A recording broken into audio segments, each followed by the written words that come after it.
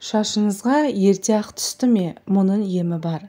Күнделікті таңғы асқа пайдаланатын сары майдың құрамында шаштың ағаруын баяулататын минералдар бар екендігін білесіз бе? Шаштың ағаруы ерте ме, кеш пе, әйтеуір орын алатындығы анық. Жас ұлғайған сайын шаш түсінің жоғалуы, яғни ағаруы табиғи құбылыс. Достар, пайдалы ақпаратты көрмес бұрын мұны оқырманға жетуге атсалысуларыңызды сұраймыз. Ол үшін арнамызға тіркеліп лайк басып, қолдап кетіңіздер. Және жаңа шыққан видеоны алу үшін қоңыраушаны басуды ұмытпаңыз. Сіздің оп-оңай болмашы әрекетіңіз бізді шабыттандырады. Алдын ала рахмет айтамыз. Бүгін біз жасына лайық емес 20-25 жастағы бойжеткен қыздардың уайымын түсіне отырып, олардың шағымына орай ары қарай ақ шаштың көбеймеуі үшін алдын алу үшін кеңес бермекпіз. Тамақтануыңызға мән беріп жүрсіз бе? Дұрыс тамақтану мен салауатты өмір салтын сақтау туралы көп айтылып жүр. Шаштың саулығын сақтау, ағарудың алдын алу үшін дәл осы қағиданы сақтауды ұсынамыз. Егер шашыңыз жылдам ағарып жатқан болса, онда тамақтану үрдісіне көңіл аударуыңызды сұраймыз. Ағзаға зиянсыз тағамдардың түрлері қандай екендігін өзіңіз де жақсы білесіз. Сондықтан шектейтін тағам түрлерінде жақсы білуіңіз керек. Күнделікті тағамыңызда нені жиірек тұтынасыз? Сол тағамнан уақытша бас тарта тұрыңыз. Сонда шашыңыздың неліктен жылдам ағарып жатқандығының себебін анықтау қиын болмайды. Мамандар күнделікті тұтынып жүрген тағам мәзірінен үрме бұршақ, шалғам және бұршақ тұқымдас азықтарды жиі тұтынған адамның шашының ағаруы баяулай түседі дейді. Өзіңізде сынап көруіңізге болады. Сонымен қатар құрамында йод көбірек кездесетін өнімдер де шаштың ағаруына қарсы ең жақсы амалдардың бірі саналады.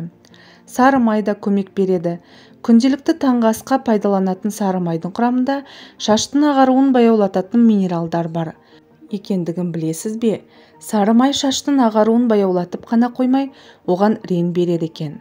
Ол үшін сары майды ерітіп, шаштың түптеріне уқалап отырып жағып шығыңыз. Бұл масканы аптасына 2 рет қайталаңыз. Көп күйзелу ақ шашты көбейтеді. Шаш ағаруының тағы бір негізгі себептерінің бірі күйзеліске түсу.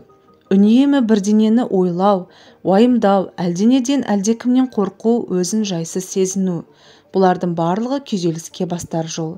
Нәтижесінде тек қана шаш емес, тән де зардап шегеді. Сондықтан стресстен сақтаныңыз. Мәселе әркімнің басында болып тұрады. Алайда салқын ақылды сабырлы адам күйгелек адамға қарағанда қиын мәселенің оң шешімін жылдам табады. Күйгелектенбеу үшін егер сіз сабырсыз адам болсаңыз, бойыңыздағы ашу мен уайымды шығарып тастау үшін де дене еңбегімен айналысқаныңыз жөн. Бұл ойыңызды аз уақытқа болса да бөліп, сізді тыныштандыра алады. Қара шай қою реңк береді. Қара шай шаштың ағаруына тоқтату үшін қолданылатын ең ұтымды тәсілдердің бірі. Өйткені қара шайды кез келген үйден табуға болады. Қара шайдың шаш үшін пайдалы тұстарының артықшылығы сол. Ол шаштың ағару белсендігін тоқтатып қана қоймай, ағарған шашыңызға қайтадан рең беріп, бастапқы қалпына қайтуына жәрдем береді. 1 стакан қою демделген қара шайды 1 ас қасық өсімдік майымен жақсылап араластырып, шаштың түптерінен бастап ұшына дейін мұқият жағып шығыңыз. Жақсы нәтижеге жету үшін бұл масканы күніне 2 рет қолдану ұсынылады. Тағы бір тәсілі бар. Қою етіп демделген 1 стакан қара шайды 1 ас қасық ас тұзымен араластырыңыз. Осы қоспаны шаш түбіне массаж жасай отырып жағып шығыңыз. 1 сағатқа қалдырыңыз. Одан соң шашыңызды жылы сумен жуып тастайсыз. Бұл тәсілді күніне 1 мезгіл қолдансаңыз жеткілікті. Осымен достар, бүгінгі видеомыз өз соңына жетті. Видео ұнаса, жақындарыңызбен бөлісе отырып, арнаға тіркеліп, лайк басуды ұмытпаңыз. Келесі видеода кездескенше сау саламатта болайық.